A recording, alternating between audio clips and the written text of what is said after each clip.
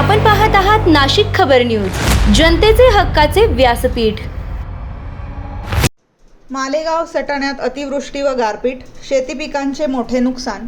मंत्री दादा भुसे यांची नुकसानग्रस्त भागांना भेट, पंचनाम्याचे आदेश।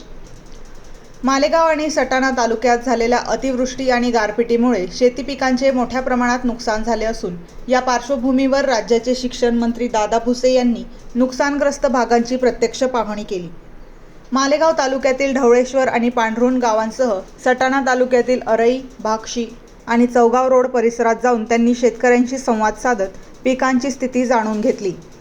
ढवळेश्वर येथील समाधान पवार यांच्या कांदा पिकाची तर पांढरुण येथील सुरेश चव्हाण यांच्या कांदा, डाळिंब आणि मका पिकांची पाहणी करण्यात आली। तसेच सटाणा तालुक्यातील विविध गावांमध्ये गहू, द्राक्ष, कांदा आणि डाळिंब पिकांचे मोठे नुकसान झाल्याचे स्पष्ट झाले आहे। पाहणी दरम्यान मंत्री दादा भुसे यांनी प्रशासनाला तात्काळ पंचनामे करण्याच्या सूचना दिल्या।